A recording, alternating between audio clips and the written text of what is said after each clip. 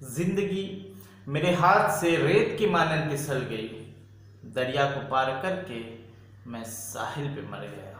अस्सलाम वालेकुम, मैं अफजाल रहबर।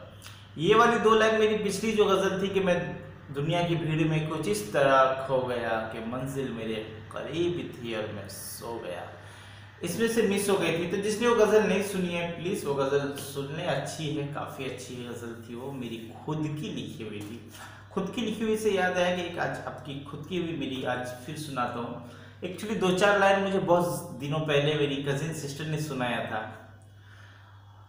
उसके आगे का लाइन मैंने खुद से उस गज़ल से मुतासिर होकर के मैंने लिखा, जो काफ़ी अच्छा लगा था मुझे। वो थोड़ा आपके सामने आज शेयर करना चाहूँगा। ये था कि तुझसे बिछड़ा तो दिल ने पूछा किधर जाऊँगा, तुझसे बिछड़ा तो दिल ने पूछा किधर जाऊँगा, तेरे गालों पे अश्क बनकर बिखर जाऊँगा। अब मुझे भूल जाने का तस्वुर भी ना करना, मैं कोई जख्म नहीं हूँ जो भर जाऊँगा। और जब भी तुम्हें होगी मेरे परेशान हाल की खबर, तेरे होठों पे दुआ बनकर बिखर जाऊँगा। अब क्यों कैद करते हो मुझे अपनी जुल्फों में, क्यों कैद करते हो मुझे अपनी जुल्फों में, मैं तो खुशबू हूँ फिजाओं में बिखर जाऊँगा।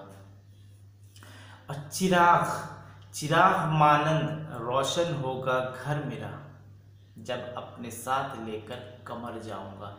कमर उर्दू में बोलते हैं चांद को, और हम चांद से आप सब जानते ही महबूबा से थोड़ा उसको कंपेयर कर देते हैं। और उसका ये था कि बीच समंदर से पुकारता है वो मुझे कि थाम लो मेरा हाथ वरना मर जाऊंगा।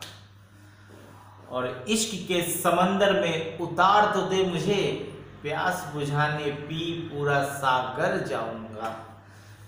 और एक शेर ये था कि अमूमन होता है कि बच्चे रात में है ना देर तक लगाते हैं और उसकी माँ जो है इंतजार में रहती है। जिस तरह मैं भी अपने कभी एक वक्त था जब मैं रात को लेट जाया करता था, तो अमूमन होता है अक्सर बच्चे जो है ऐसा करते हैं। तो उसके ऊपर लिखा था कि देर रात तक इंतजार में होगी माँ मेरी, देर रात तक इंतजार में होगी माँ मेरी, इसी कश्मकश में हूँ कि कब घर जाऊँगा।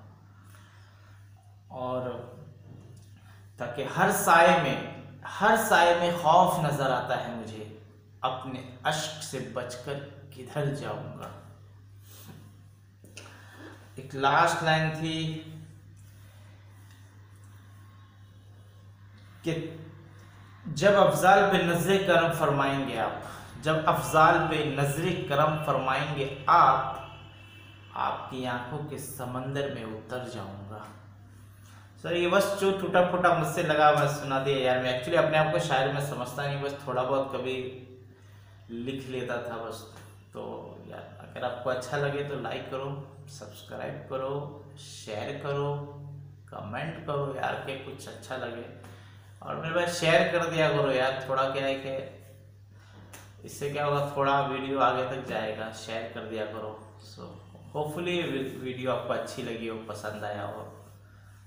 तो और ये वीडियो थोड़ा अगर ऐसा लगे कि यार कुछ ख़राब है तो मैं बता दूं कि यार रात हो रही है, मेरे को रात में ऐसे हुआ तो मैं फटाफट गया हूँ और बस फ्रेश होके एक वीडियो बनाने की सोची।